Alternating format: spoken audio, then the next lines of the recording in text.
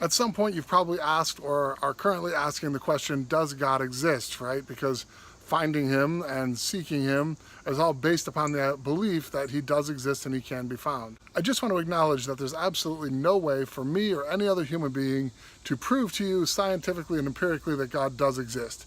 However, there's also no way for anyone to prove scientifically or empirically that God doesn't exist, right? To say God doesn't exist in the universe, you would have to know everything and everywhere in the universe and know that God is nowhere there to be found. So in reality, the most we can say is, I've never found him, or I have found him. So this is about finding God, and most importantly, him revealing himself to you, because once you've met him, once you've experienced him, once you've seen him, that can't be undone. And that's when Christians are out there testifying, they're testifying to what they've witnessed. I've experienced God, therefore I know God and know he exists.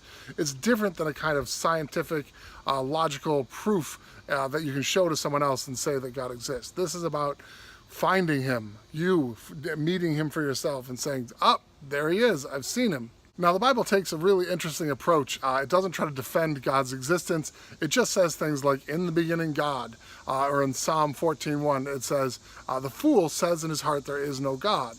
In Romans chapter 1 it talks about, like, look, all of creation is testifying to the fact that there is a God, and that people suppress that truth because they love sin, they love darkness, they don't want there to be a God. So in Proverbs it says things like, hey, answer a fool according to his folly, but don't answer a fool according to his folly. And I think that is just simply saying things like, well, at one point you knew there was a God and you suppressed that truth in unrighteousness, right?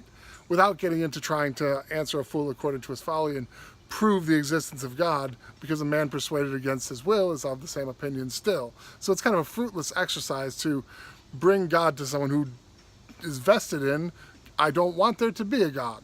But let's just say that's not you. You actually want to know if there is a God. You want to know God if he's out there. And how do you even begin to search? Well, the Bible's got some promises for someone who seeks in earnest, someone who really wants to find him. There is hope that anyone who wants to know if there is a God, anyone who wants to meet that God, will most assuredly find him. In Acts chapter 17, talking about the creation and all the things that God made, he said, he has done this so that they would look for God, somehow reaching for him and find him. In fact, he is never far from any one of us. And in Hebrews chapter 11, in verse 6, it also makes another promise. It says, whoever goes to God must believe that God exists, and that he is a rewarder of those who seek him. So God's not hiding. He wants to be found, but he wants you to want to find him. I met a college student one time when I said, have you ever called out to God and asked him to reveal himself? And he said, yes, I have, and God didn't do it. Which I was surprised by, because I've never ever known God not to reveal himself to someone who earnestly sought him. However, later on in the conversation, the young man revealed, well, even if God did show up, I'm not going to listen to him and I'm not going to obey him.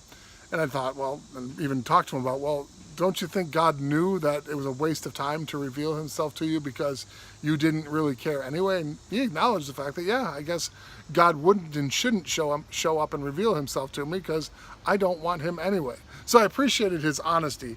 But likewise, God appreciates the earnest seeker, the person who really wants to find him. All right, now if you're one of those earnest seekers, what I want to just share with you quickly is called the Skeptic's Prayer. I put on these little post-it notes that I'll leave all over town just for people to stumble across and to consider. But the Skeptic's Prayer goes like this. It's just a plea to God to reveal himself.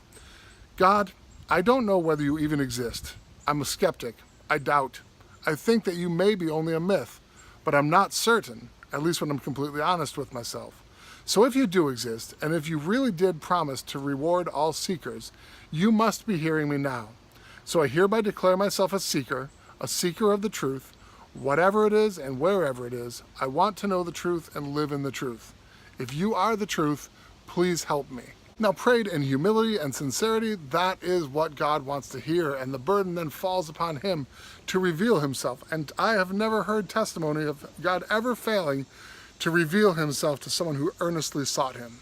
Well, there you go. There's the challenge. If you're not sure if God exists, if you haven't yet met him, if you haven't yet found him, pray the prayer, seek him, and see if he doesn't reveal himself. That is the beginning. You have to believe that God exists if you're going to seek him, right? If I don't have a hope that he exists, I'm not going to bother doing the work to find him. And all the rest of the videos, all the rest of this website is about helping you find him and to grow in him, because he does exist and he is the living God who speaks and engages with men.